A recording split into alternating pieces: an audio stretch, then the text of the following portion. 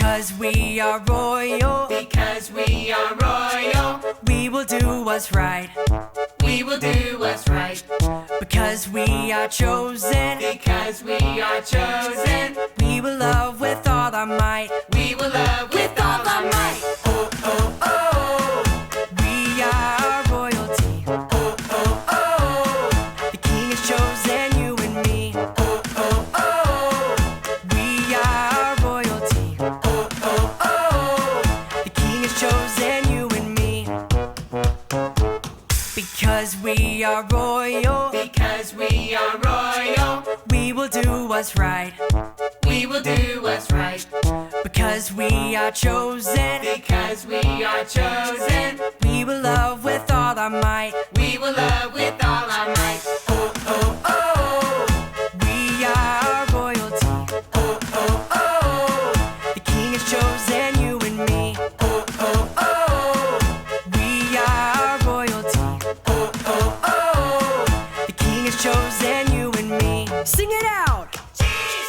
Is our King, loves you and me. Is our King, loves you and me. Is our King, loves you and me. Is our King, loves you and me. Oh, oh, oh. Let's sing! We are royalty. Oh, oh, oh. The King has chosen you and me. Hello, royal subjects. It's so lovely to have you with us again today as we talk about being the King's kids. That's right, God is our Father and He is the King. And so because He is the King, we are princes and princesses. Being the King's kids is really exciting and important.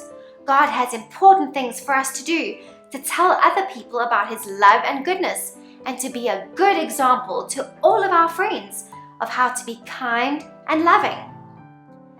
So I want to ask you a question.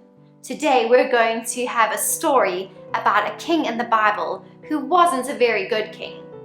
But before we get to that story, have you ever drawn on a wall? That's very naughty, right? We should never draw on walls, only on paper that Mommy and Daddy say is okay for us to draw on. Well, today's story has writing on a wall in it.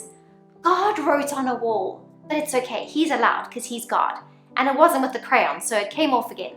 But let's go and find out more what happened when God wrote on the wall to give a message to a very bad king called Belshazzar. Indeed. If you want to hear a story from the Bible, then let me see you click on your listening ears. Click, click. Now don't forget to put on your special eyes. Zoom, zoom. You look ready to me.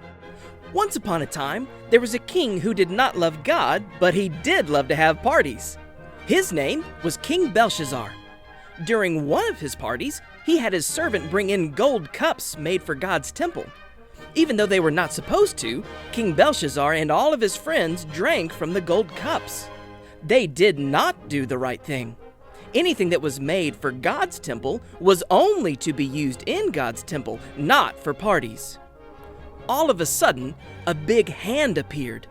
It started writing a message on the palace wall. Everyone was very surprised and very afraid.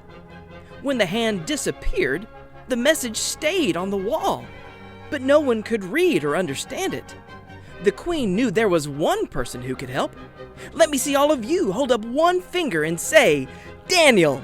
Daniel! That's it! Daniel came and he knew this was a message from God. Even though it might have made the king mad, Daniel did the right thing and read it to the king.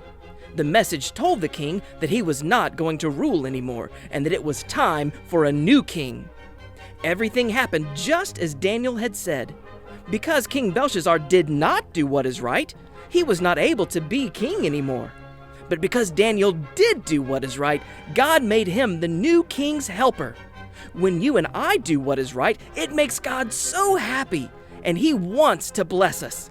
If you can do what is right, let me hear you say this after me.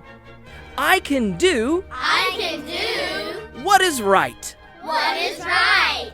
You've got it. The most important thing about being a prince or princess in God's kingdom is that we listen to and love God.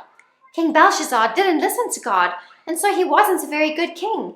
He only cared about himself and not about his people. And that's not the kind of royals that God wants us to be. He wants us always to listen to him and to obey him.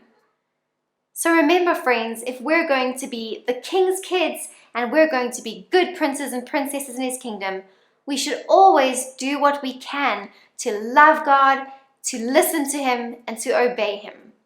Now, before we go, let's practice our royal actions. Have you been practicing? So do you have really good posture? Do you stand up nice and straight so that you look very royal? Great. Okay. Now we're going to practice our royal wave. Just turn your hand a little bit, not too much waving. It'll make your hand very tired. Good job. What about a royal bow? And a curtsy. Lovely. And how do you drink tea? Do you remember? Hold your cup, lift up your pinky, and sip. Very good. You're turning into such great royals. I'll see you next week for another story about kings and queens from the Bible.